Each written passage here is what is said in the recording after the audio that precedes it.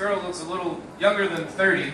I don't know when this was made, but this is Happy Traveler, and she has been issued a visa to study in America.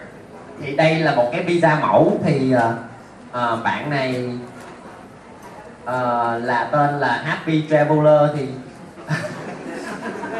I didn't make this slide. This is what they give us. Anyway, so it's good that all of you are here. To begin the process, before you consider speaking to a consulate official, going to the U.S., what you need to do is apply to a school and get accepted. So that's why all the folks here are here today, so that you can get accepted into their colleges and universities. Thì một trong những điều đầu tiên mình trước khi xin visa đó là mình phải nộp đơn vào trường và được trường nhận vào trường. Thì đó là lý do tại sao mình có rất là nhiều đại diện từ trường tại đây, thì họ sẽ hỗ trợ mình trong cái quá trình apply vào trường cũng như là nhận mình vào học tại trường. Alright, then once you're accepted, you'll need to complete this, the I-20 form, and that's with the Department of Homeland Security. Thì khi mà mình được nhận vào trường thì đây là một cái form mà mình phải điền gọi là I-20, thì là một trong những cái form mà mình sẽ nộp lại cho bên Homeland Security, tức là cục quản lý di dân của Mỹ. Alright, and so this form has all the information about you as you're a student. So even if you begin and study English and then go to community college and go to university and get your PhD, this form makes sure that you're legally in America as a student. It's very important that you do it correctly. Thì cái form này sẽ chắc chắn là mọi người được đến Mỹ một cách hợp pháp. Bất kể cái chương trình nào mình theo học, cao đẳng cộng đồng, học tiếng Anh hay là cả tiến sĩ, thì với cái form này là một trong những cái điều mà đảm bảo được cái tính hợp pháp của mình khi theo học tại Mỹ. It also lists some important information, particularly for me as a consular officer, who will talk to you during your interview. That includes not only your name and your birthday and everything, but the school that you're going to go to, how long your program is supposed to last. And this part down here is very important. We'll talk a lot more about it. How much it's going to cost to do your entire program. Thì trên cái form này thì mình sẽ có thông tin, không những thông tin cá nhân của mình về tên tuổi, những thông tin về trường của mình sẽ theo học, chương trình học của mình. Ngoài ra có một cái phần rất là quan trọng ở đây, đó là cái phần chi phí. Thì cái chi phí bao nhiêu sẽ là bao nhiêu, ai sẽ là chi trả cho cái chi phí này. Thì hôm nay lãnh sự sẽ tập trung rất là nhiều thời gian để nói về cái phần tài chính trên cái form này.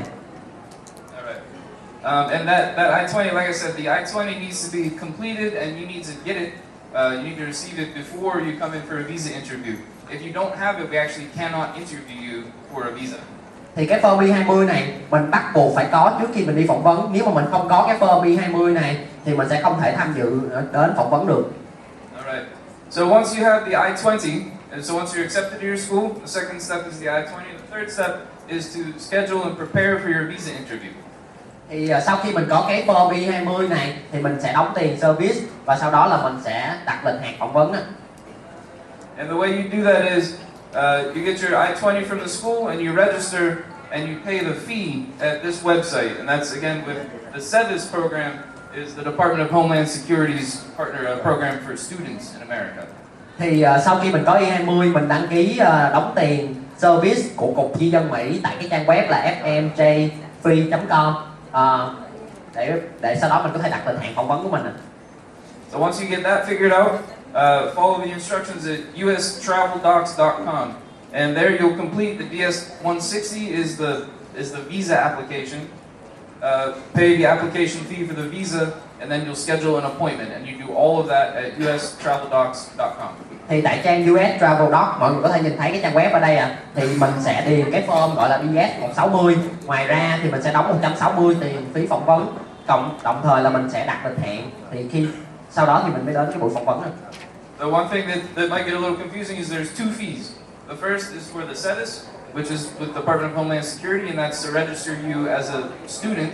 And the second is to actually come and interview for a visa. So you have to take care of both of those. So it's $360 total before you can come in for your interview. Thì ở đây mình có hai loại phí nhé. Một là phí service là mình đóng cho cục di dân của Mỹ là $200. Ngoài ra mình có thêm $160 phí phỏng vấn của mình. Thì mọi người bắt buộc phải đóng cả hai phí này trước khi mình đi phỏng vấn. One of the other things to point out is after you've been accepted and you have your I-20, you can apply for your visa up to about 6 months in advance of whenever your program begins. but you can't receive your visa until 120 days before your start date, as it says on the I-20. Thì mình có thể apply cho visa 6 tháng trước ngày mình theo học, nhưng cái visa của mình sẽ không được cấp quá 120 ngày trước cái ngày nhập học của mình. And again, ustraveldocs.com is where you schedule, where you apply and schedule your interview, and that is all in Vietnamese, so it'll be easy for you to understand. Mình có trang US Travel Doc, ở đây là cái nơi để mình apply cho visa, thì trang này có cả tiếng Việt luôn, mình có thể tham khảo thêm mà.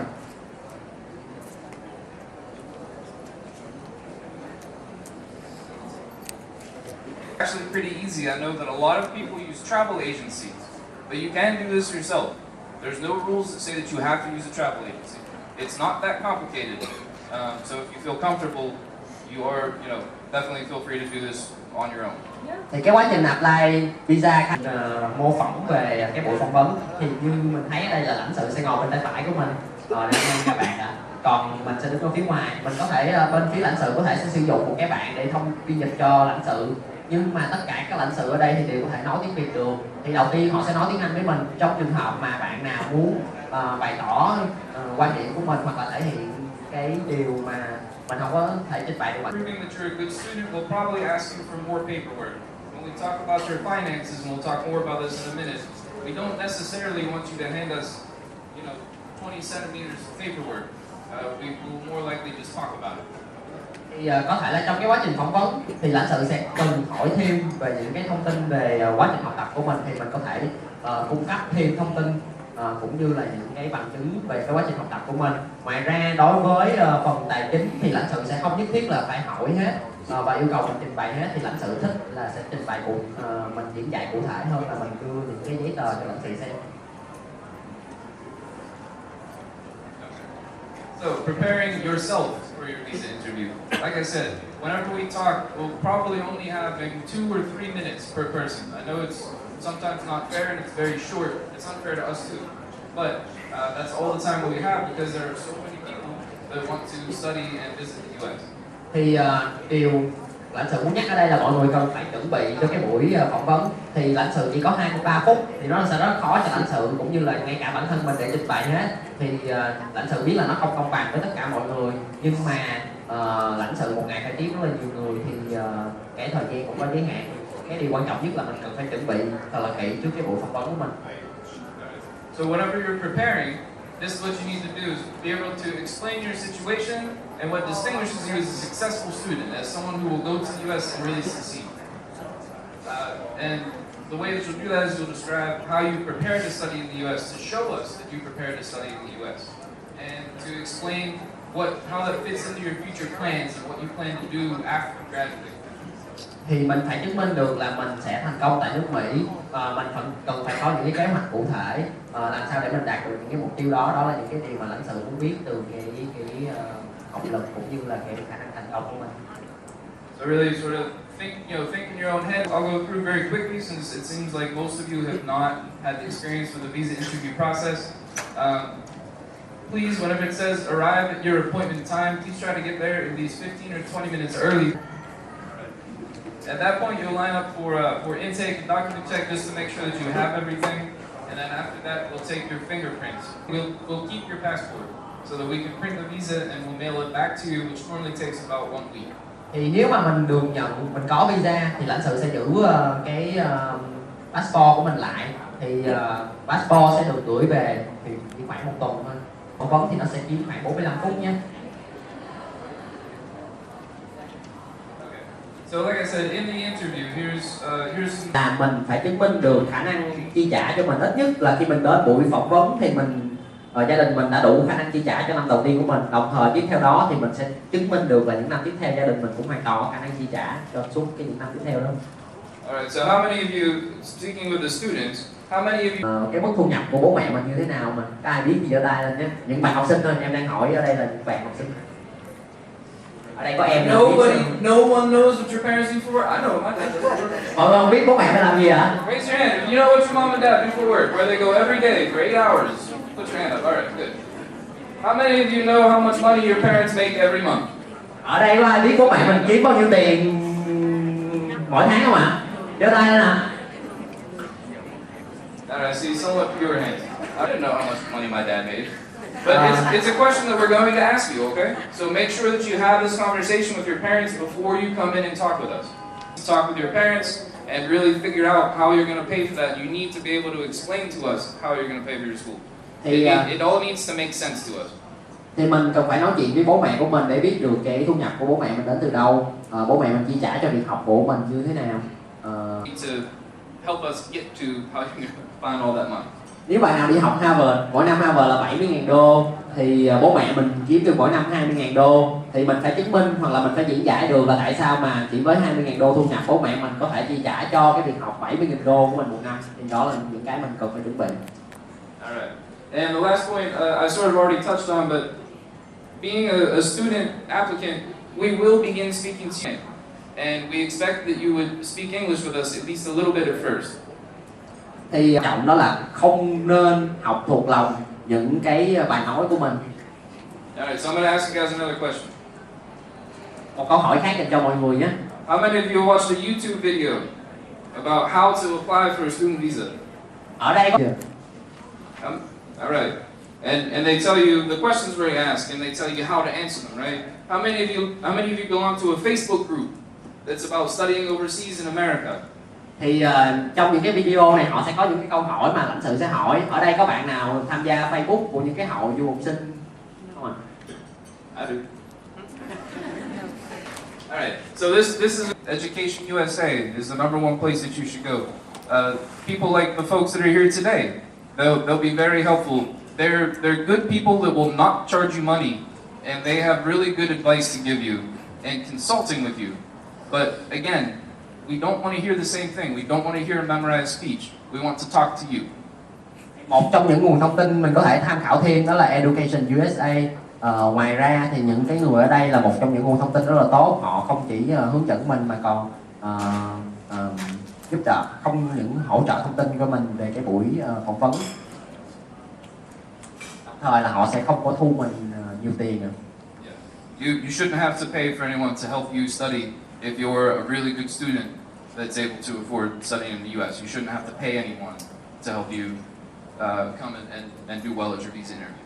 Nếu mình là một học sinh tốt thì mình không hoàn toàn phải trả tiền cho bất cứ ai để hỗ trợ cho mình trong cái việc visa. Thì những cái thông tin này mình hoàn toàn có thể tìm hiểu được. Except for us, you do need to pay your visa application fee before you come to here. Thì cái điều quan trọng là mấy bạn nhớ là trả tiền phỏng vấn phí visa là được rồi. Thì có những trường đại học hoặc là những trường cao đẳng thì họ bắt buộc là học sinh phải nói tiếng Anh, đủ điều kiện tiếng Anh để vào trường. Thì đối với những cái trường hợp này khi mình đi phỏng vấn thì lãnh sự sẽ chỉ nói tiếng Anh với mình thôi.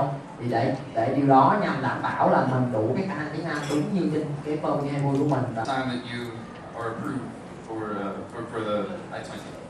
Thì trường cũng sẽ thông báo cho mình biết về những cái điều này nếu như trong cái thư nhập học I-20 của mình.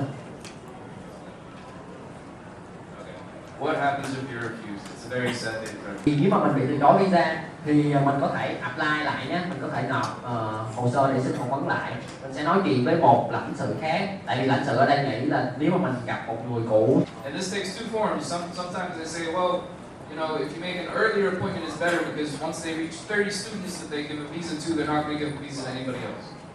Những cái điều mà không đúng ở đây đó là thường thì mọi người sẽ nghe là mình apply sớm, mình phỏng vấn thì mình sẽ có lợi thế hơn. Ví dụ như là sự cấp 30 visa học sinh thì khi mà đạt đủ cái số lượng đó thì họ sẽ cung cấp. Thì đây là những cái điều không đúng.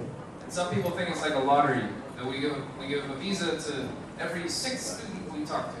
You know, so if you're number 6, you get a visa, and if you're number 4, you can't go. Một trong những cái điều thứ hai là sự lưu ý ở đây là visa thì không phải giống như một cái trò xổ số, tức là ví dụ như có 6 bạn đến thì lãnh sự sẽ đưa visa cho bạn thứ 6 thì đây là còn những bạn khác ví dụ như bạn số 4 thì sao không được, thì đây là một trong những cái điều mọi người nghĩ nhưng mà nó thực sự là không đúng. Neither of those are true. Cả hai điều này đều không đúng.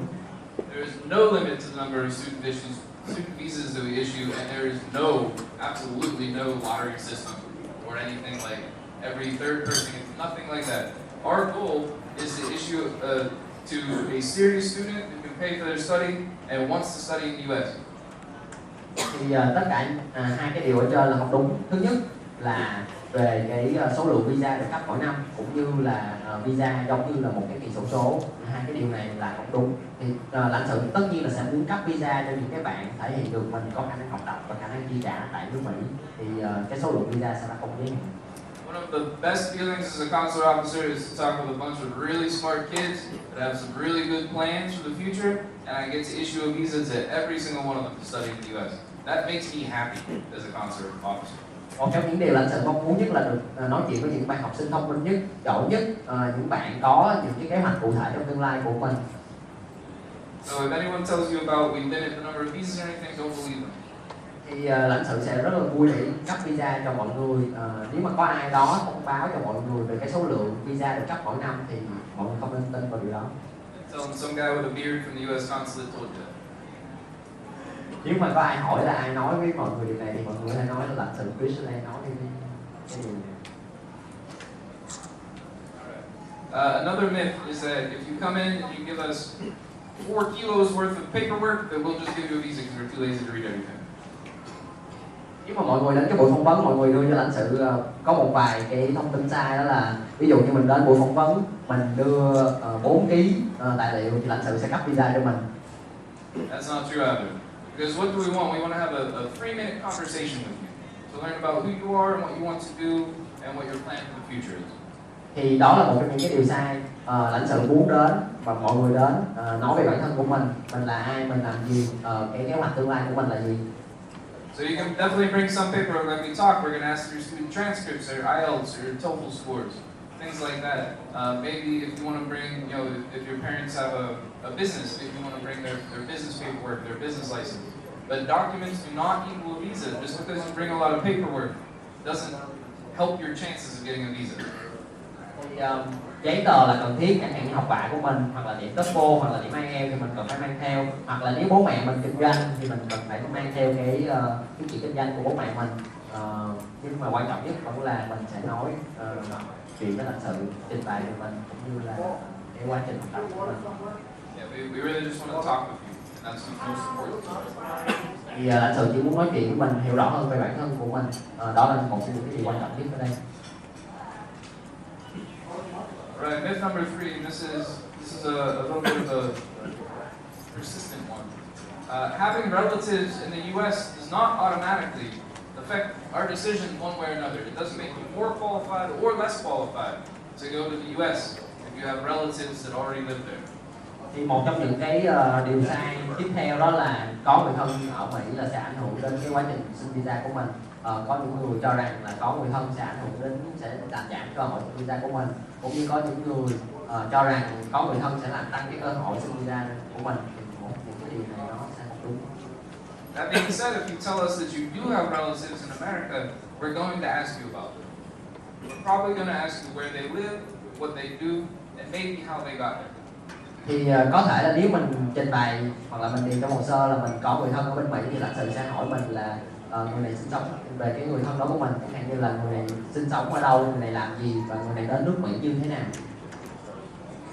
Like I said, it doesn't matter either way, but the most important thing is to tell us the truth. Because if you tell us you don't have any relatives in the U.S. and we find out that you do, we're going to have a really hard conversation about why you lied to us.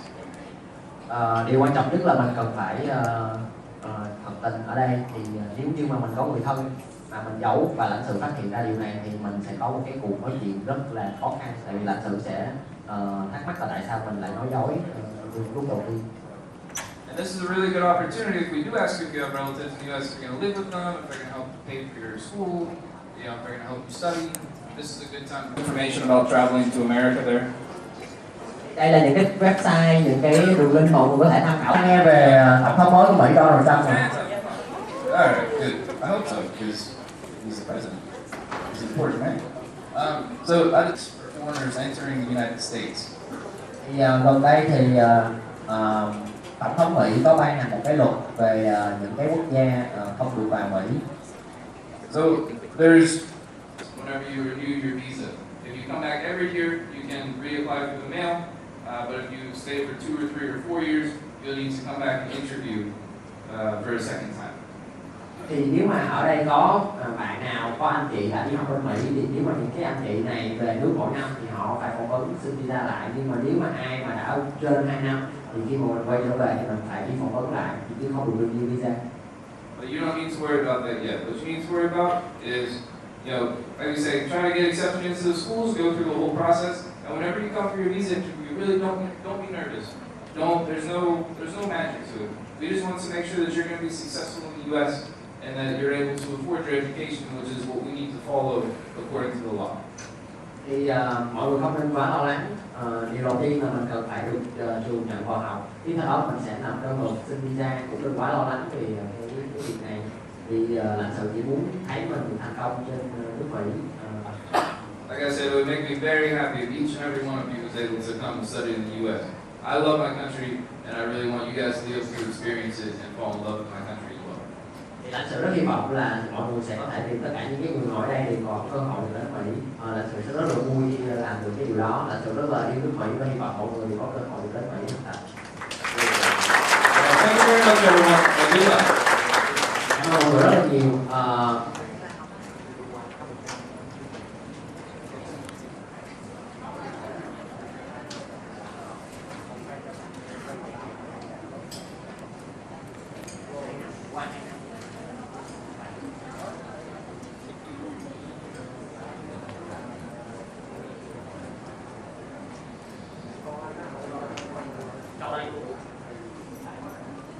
Trả lời những cái câu hỏi mà nó mang tính chất tổng quát nha. President Trump has changed that rule so that it's only 2 years from when the visa is issued. So 1 year after it expires, 2 years from when you receive it. So let's say your son or daughter goes to study in America tomorrow. Their visa will be good until 1 year from today, and then they can apply through the mail within